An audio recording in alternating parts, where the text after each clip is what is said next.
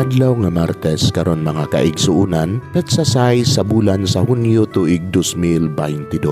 Ang pagbasa kinutlo gikan sa Ebanghelyo sumala ni San Mateo, Kapitulo 7, versikulo 6 ug versikulo 12 ngadto sa 14. Si Jesus bingon ngadto sa iyang mga tinunan. Ayaw ihatag ang mga butang nga balaan ngadto sa mga iro, kay tingalig usumbalik sila ug mupaak kanimo. Ug ayaw iitsa ang mga perlas ngadto sa mga baboy, kay kini tamak-tamakan lamang nila. Buhata ngadto sa uban ang buot ninyo nga ilang buhaton nganha kaninyo. Kini ang kahulugan sa balaod ni Moises ug sa pagtulunan sa mga propeta sa inyong pagpangita sa dalan sa kinabuhi. Sulod kamo sa sikpit nga ganghaan, kay ang lapad nga ganghaan ug ang sayon nga dalan paingon man sa kalaglagan.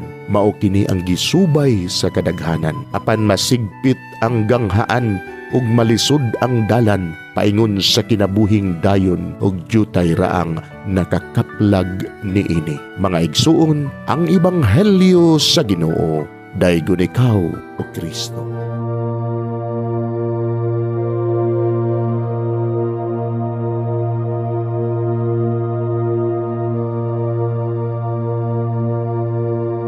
Pagampo sa dili pa magsugod sa trabaho. Magampo kita sa ngalan samahan sa Anak ug sa Espiritu Santo. Amen. Langit no namong Amahan, sa among pagsulod nining trabahoan, among gidala ang imong presensya uban kanamo. Among gipamulong ang imong kalinaw, imong grasya, imong kaluoy, ug ang imong perpektong hanay sa among mga trabaho. Among gipadayag ang imong gahom labaw sa tanan, diha sa mga butang nga among mahimo, masulti, mahuna-unaan, ug mahukman sulod nining adlaw. Ginoo, nagapasalamat kami sa gasa sa kinabuhi, niining bagong adlaw, niining kahigayunan nga kami nakasulod sa trabaho ug mamahimong parte niining nga grupo. Salamat sa mga gasa nga imong gitugyan kanamo. Hamong gamiton kini diha sa pagimaya kanimo. Hatagi kami sa kusog ug kadasig sa pagbuhat sa among mga trabaho. Panalangini ang among mga proyekto, mga ideya ug kusog, aron sa ingon bisan sa pinakagamay namong mga kalampusan, magahatag kini sa imong himaya. Ubani kami Ginoo sa among pagtrabaho nining adlaw. Puna kini nga lugar sa inspirasyon ug kusog. Tabangi kami nga magtrabaho isip usa ka grupo nga mapakita sa usag-usa ang kamaayo. Himua kami nga maayo nga makabot namo ang mga butang nga kinahanglan namong buhaton. Himua kini nga lugar nga puno sa kalipay ug panagihigalaay. Ug kamugaway ug kalinaw ang mapatigbabaw niining dapita. Ginoo, kung kami anaa sa kalibog, giyahi kami.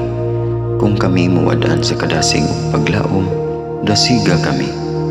Himua nga ang trabaho nga among gihimo ug ang paagi sa among paghimo niini makahatag unta kini ug hugot nga pagtuo, kalipay ug pahiyom sa tanan nga among mahimamat karong adlaw. Panalangini ang among mga pamilya, among Pinoy-anan, among nasod.